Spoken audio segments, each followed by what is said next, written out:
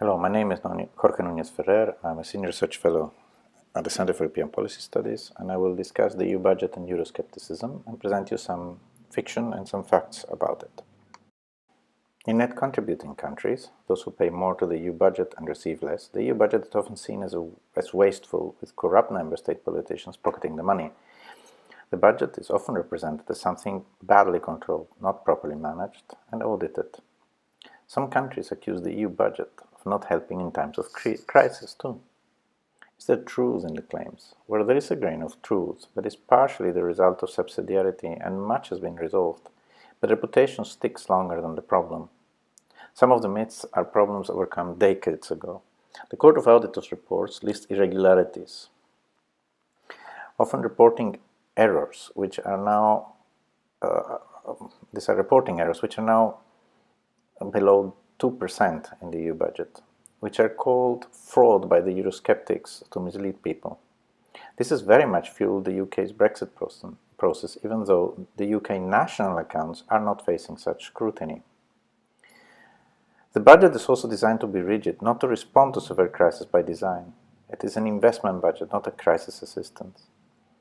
The EU budget is a multi-annual financial system for programs, not immediate development aid, nor a fiscal transfer for macroeconomic shocks, although instruments are being created for this, and most of them outside the EU budget. Here is the EU budget structure. For the 7-year multi-annual financial framework from 2014 to 2020, the budget was about €1 trillion, or just over 130 billion a year on average. The EU budget total is 1% of all member states' GDP, or 2% of overall public expenditure. 34% of the EU budget is dedicated to economic, social and territorial cohesion, which includes 5 ESI funds, the European Structural Investment Funds, 39% to agriculture and rural development. These funds are managed by member states under shared management, which means they manage them and report to the European Commission, which is ultimately the body responsible for the overall use of the EU budget and accountable to the European Parliament. Thus, the national authorities have been delegated the managing of the funds, but under the supervision of the European Commission, hence shared management. This represents nearly 80% of the EU budget. Other funds which member states benefit from are under the Competitiveness and Growth and Jobs heading, coordinated, funded and managed directly by the European Commission. What this means is nearly 80% of the funds are not managed by the European Commission, and that problems are generally caused by national administrations. It is very difficult to hold national administrations into account.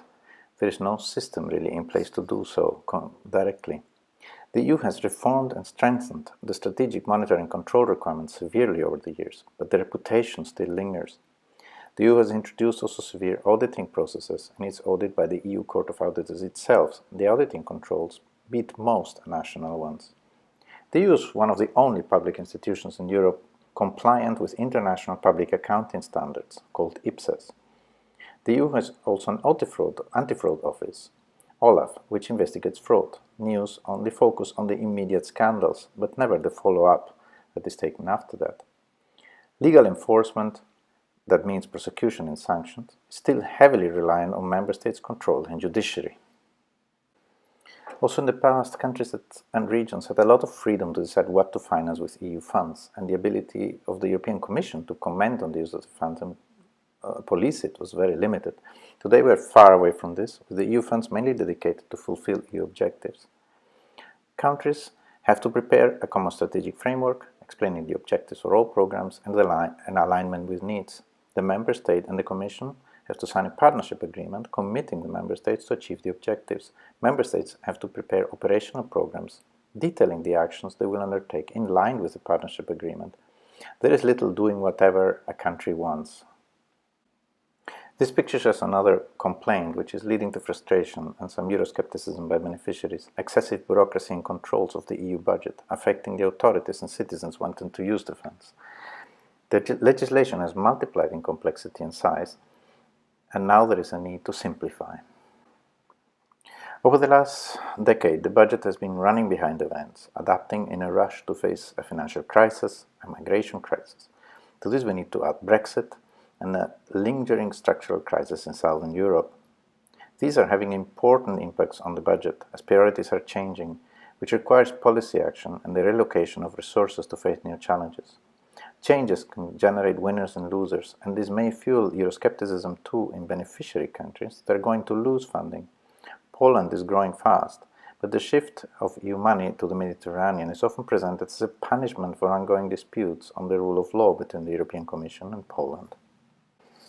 This is, however, not the reason.